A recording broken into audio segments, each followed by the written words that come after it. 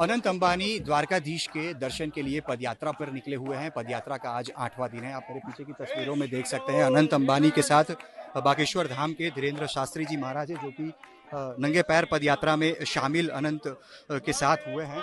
अनंत जी, क्या कहेंगे? आपके पास तो सारी चीज़ें हैं, गाड़ी है, किसी चीज़ की कमी नहीं है, इसके बावजूद आप पदयात्रा और पैदल पदयात्रा ब्रह्म मुहूर्त में सुबह कर रहे हैं।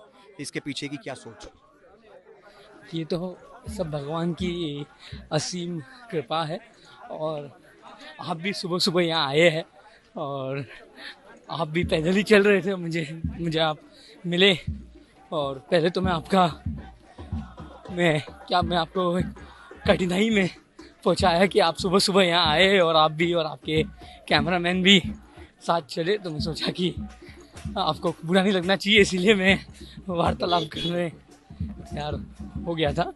बट ये हम सब तो भगवान के ही खिलौना है और भगवान ने हमें, हम सब भगवान के सेवक हैं। आप, मैं, हम सब भगवान के ही सेवक है और जो भी है भगवान का ही है, जो भी हमारा है भगवान का ही है।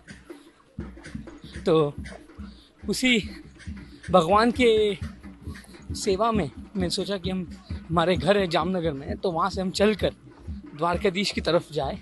और ये भगवान का ही शक्ति है और भगवान का ही दिया हुआ सब कुछ है। तो बस उनकी माथा टेकना है, उनके ही तक पर जाके माथा टेकना है और द्वारकाधीश का आशीर्वाद लेना है। अच्छा, खास करके हम देख रहे हैं जब आप पदयात्रा कर रहे हैं, आसपास में बहुत सारे लोग आपका स्वागत करने के लिए, भगवान की तस्वीरों के साथ आपसे मिलने के लिए यहाँ पे दिखाई पड़ रहे हैं। जो लोग आपके साथ चल रहे हैं कह रहे हैं कि आपके अंदर धीरूभाई अंबानी, जो कि आपके दादा हैं, उनकी झलक भी दिख रही है। ये तो आपने बहुत बड़ी बात कर ली। और मैं मेरे दादाजी का और दादी जी, नाना नानी जी और माता पिता का आशीर्वाद से ही चलता हूँ। और अगर मैं उनके 2% तक भी पहुँचूँ तो ये बहुत बड़ी बात है। धीरूभाई का तो मैं कभी भी धीरूभाई जितना बड़ा या धीरूभाई जितना सफल नहीं बन सकता। मैं कोशिश करूँगा कि हमेशा मैं उनको खुश करूँ और उनके राय पर चलूँ और मैं मेहनत करूँगा उनके सपने को पूरा करने और पिताजी और माताजी के सपने को पूरा करने। अच्छा, खास करके जब आपको पहली बार विचार कब आया इस तरह से पैदल पद यात्रा करने का? क्योंकि हम देख रहे हैं ढोल नगारों के साथ हनुमान चालीसा का पाठ करते हुए, श्री राम के नारे लगाते हुए आप आगे बढ़ रहे हैं। ये आज 7वां दिन है, 7 दिन से चल रहे हैं। और ऐसे ही जैसे आपको मैंने कहा, मुझे भगवान के दर्शन पाना था और सोचा कि मुझे सपना में आया कि मुझे चलकर श्री द्वारकाधीश राजधिराज के पास अपना माथ लगाना है, उनके पाँवों में, के चरणों में अपना माथ लगाना है। तो मैंने एक सोच अपना ली और शुरू कर लिया और आज हम यहाँ पहुँचे। और मैं सब लोग का आभार करता हूँ। मुझे पता नहीं था कि इतने लोग साथ में जुड़ेंगे और आएंगे और मैंने उनका बहुत बहुत आभार मानता हूँ। और बस श्री द्वारकाधीश का कृपा है और हम सब श्री द्वारकाधीश के सेवक हैं। अच्छा, धीरेन्द्र शास्त्री जी भी आपके साथ जुड़ गए हैं। कब तक पहुंचेंगे द्वारकाधीश के दर्शन में? किस प्रकार का प्लानिंग है? 2 या 3 दिन में पहुंचेंगे। धीरेन्द्र जी मेरे खास, मैं उनका बहुत बड़ा फॉलोअर हूं और मैं बागेश्वर धाम का बहुत मानता हूं।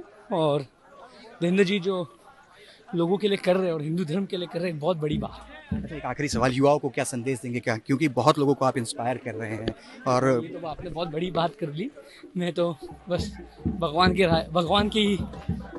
का दिया हुआ सब कुछ है हम सबको, और हमें बस भगवान से मांगने से ज़्यादा भगवान जो देता है उससे खुश रहना चाहिए और भगवान के प्रति प्रेम रखना चाहिए। और भगवान के प्रति हम सबको प्रेम रखकर और भगवान के चरणों में माथा टेक कर भगवान से हमेशा शुक्रिया अदा करना चाहिए। तो आप देख पा रहे हैं उस तरह से अनंत अंबानी अपने कई साथियों के साथ इस पदयात्रा पर निकले हुए हैं। इस पदयात्रा का आज 8वां दिन है और आने वाले 2 से 3 दिन यानी कि लगभग 6 तारीख तक वो द्वारका पहुंचेंगे और द्वारकाधीश के सामने अपना माथा टेकेंगे। और जिस प्रकार से वो कह रहे हैं कि उनको भगवान का एक आशीर्वाद मिला, एक बुलावा आया और वो फिलहाल चल पड़े हैं। कैमरा पर्सन साइद आलम के साथ अतुल तिवारी।